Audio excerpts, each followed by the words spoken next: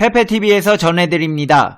2019년 아시아 오세아니아 진출 일본계 기업 실태조사 결과보고서에서 일본 기업들은 10년 만에 모든 국가와 지역에서 마이너스 실적을 기록한 것으로 나타났습니다. 일본 현지에서는 이게 현실이므니까? 일본 경제는 거꾸로 가고 있으므니까? 아베 대체 뭐 하고 있는 것이므니까? 라면서 충격적이라는 반응입니다. 이거 제가 조사한 거 아닙니다. 일본 무역진흥기구에서 지들이 조사한 결과를 토대로 발표한 자료입니다. 페페TV야, 또 어디서 아시아 오세아니아 통계 자료 하나 가지고 와서 일본을 매도하고 그러냐? 일본은 강대국이야. 일본이 그럴 리가 있냐?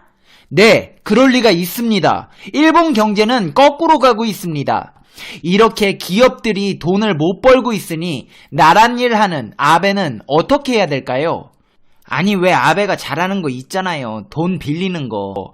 일본이 3년 만에 적자 국채를 발행할 것으로 보입니다. 상황이 이런데도 일본은 반성의 기미는 전혀 보이지 않고 있습니다. 역시 아베는 일본 경제에 파탄 내기 위해 한국에서 파견한 스파이가 맞아 보이는 듯 합니다. 이 모든 사실들을 보다 심층적으로 분석해 시청자 여러분의 시사, 경제, 상식의 격을 높여드리는 팩트 맛집, 팩트 폭격기 페페TV에서 팩트로 제대로 알아보겠습니다.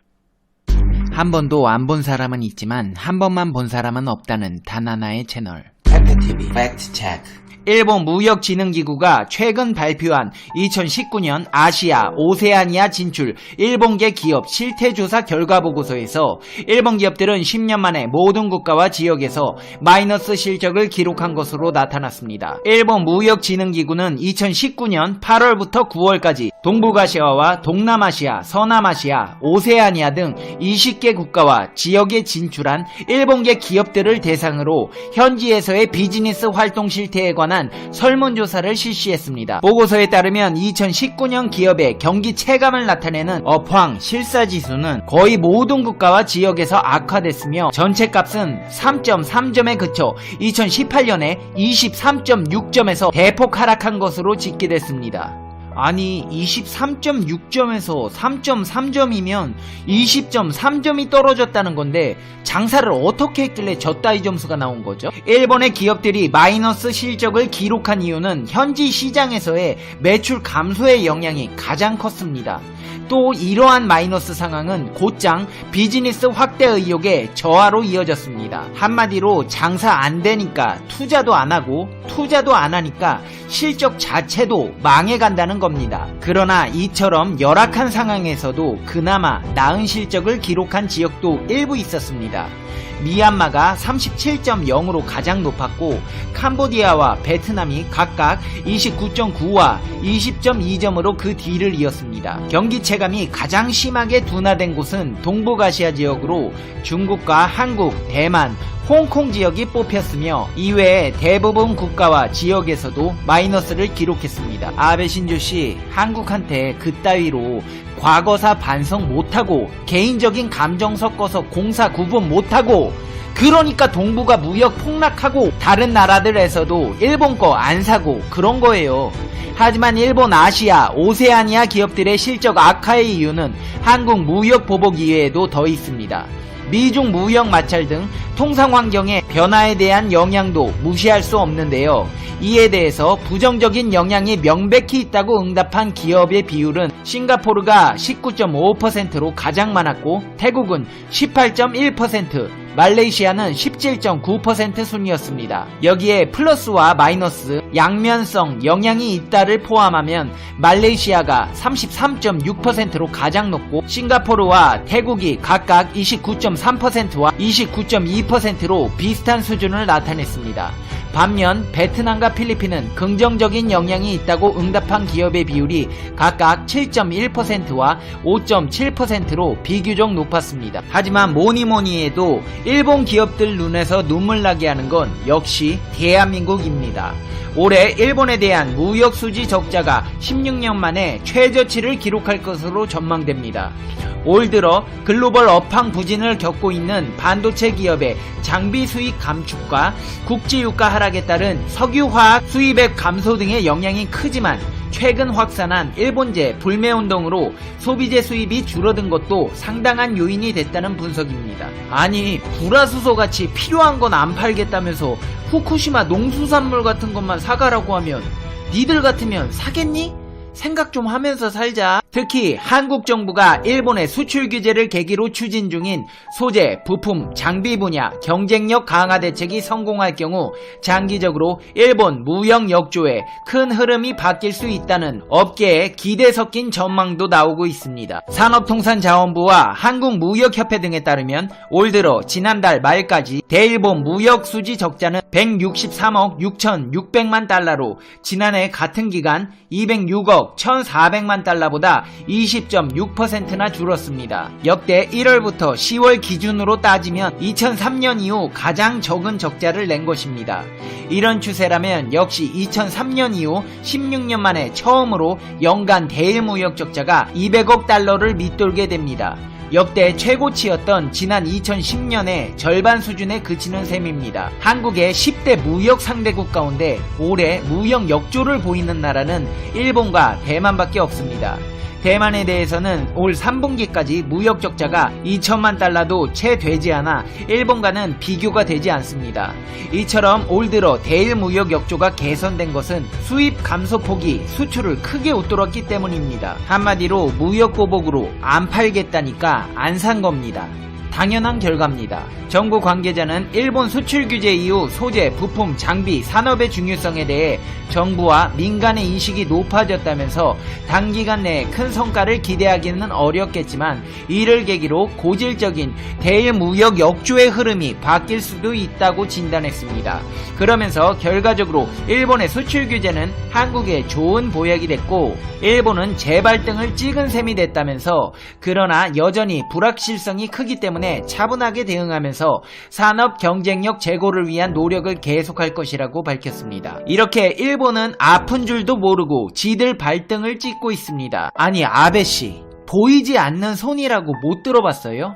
경제학의 아버지 애덤 스미스가 저술한 국부론이라는 책이 있습니다. 애덤 스미스가 국부론에서 말한 보이지 않는 손의 핵심은 바로 개인의 이기심입니다. 상인이든 농부든 기술자든 세상의 시장이란 틀 안에서 살아가는 인간의 공통적 목적은 바로 이익 추구이며 자신의 이익을 위해 각자 개인이 이기심을 발휘함에 따라 시장의 균형이 맞춰진다는 것입니다. 수요와 공급의 법칙으로 이 말을 설명할 수 있는데 시장의 수요량과 공급량에 의해 상품의 가격이 결정되고 역으로 상품의 가격이 적절한 수요량 및 공급량을 결정짓는 역할도 한다는 것입니다. 단순히 말해 공급과 수요의 법칙에 의해 가격이 결정되고 이후 가격 변동에 따라 공급과 수요가 마찬가지로 적절히 조정될 것이라는 것입니다. 시장은 원래 이렇게 시스템적으로 설정되어 있기 때문에 국가나 정부가 개입할 여지가 별로 없으며 규제나 조치를 취하지 않고 시장에 맡겨두는 것이 가장 좋다는 주장입니다. 한마디로 개인의 사익 추구가 공익을 증진시킨다는 이론입니다. 아니 나 이거 초등학교 때 사회 시간에 배운 건데 일본 초등학교에서는 안 배우나 봐요. 그러니까 맨날 세계적인 투자가 짐 로저스 씨가 아베 씨 뒤에서 경제 개뿔도 모른다고 맨날 말하고 다니잖아요.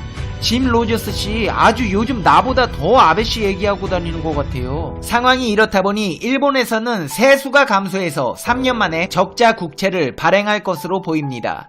올해 일본 국가의 세수가 당초 62조 4,950억 엔에서 크게 줄 것으로 알려졌습니다. 미중 무역 마찰 등 영향으로 일본 기업의 수출이 부진한 가운데 기업으로부터 법인 세수 부진이 주된 원인이라고 감액폭은 1조에서 2조엔 규모가 될 전망으로 올해 보정 예산안에서 3년 만에 적자 국채가 발행될 전망이라고 밝혔습니다. 세수 감소의 주요 원인은 법인세 감소입니다. 올해 상반기 법인 세수는 8,255억 엔으로 전년 동기 대비 약 10%나 줄었다고 니혼게이자이 신문도 밝혔습니다. 그렇게 규제되니까 법인 사업체들이 수출을 못하고 팔아먹는 것도 없으니까 세금도 줄 수밖에 없습니다. 그 밖의 원인으로는 미중 무역 전쟁의 영향에 따른 수출 부진이 배경이 있습니다. 올해 4월부터 9월 국제수지 통계에 따르면 수출액에서 수입액을 뺀 무역 수지는 241억엔 적자였습니다. 1조 1245억엔의 흑자였던 전년 동기 대비 크게 악화됐으며 특히 중국 수출도 부진했습니다. 상장기업의 내년 3월 연간 결산에서 순이익은 전기 대비 4% 줄어들 전망도 나오고 있습니다. 향후에는 소비세율 10%에 따른 개인 소비 위축도 나타날 것이라고 이 매체들은 전했습니다. 하지만 상황이 이런데도 한국에 대한 일본의 입장은 완강합니다. 한국 정부는 한일 군사정보보호협정 종료를 유예하고 일본 정부에 대한 세계무역기구 제소도 중단하기로 했습니다. 하지만 이에 대해 아베 신조 일본 총리는 일본은 아무것도 양보하지 않았다. 미국이 강해서 한국이 물러났다고 반응했습니다. 중2병, 허세병 다 걸린 나라 맨키로 국정 운영을 하는 아베의 태도가 언제 바뀔 것인가? 페페TV 시청자 여러분의 이목이 주목되고 있습니다. 이제 페페TV의 결론 듣겠습니다. Conclusion. 페페TV. 아베씨, 잘 들었어요? 애덤 스미스, 국부론, 보이지 않는 손, 수요와 공급의 법칙, 자유시장 경제. 이거 내가 초등학교 때 배운 거예요. 이거 이해 안 되시죠? 그러니까 그러고 있지. 어이그. 모르는 건 죄가 아닙니다. 모르는 사람이 신념을 가지면 죄가 되는 겁니다. 페페TV 시청자 여러분은 어떻게 생각하세요? 페페TV는 여러분의 생각이 궁금합니다. 댓글로 여러분의 생각을 남겨주세요. 요즘 유니클로 히트텍 공짜로 준다고 해서 사람 많이 갔다잖아요. 실제로 그런가 해서 유니클로 매장 가봤는데 사람 하나도 없더라고요. 이벤트 끝나서 그런가? 암튼 여러분, 히트텍보다 추우시면 네이버에 내복이라고 쳐보세요.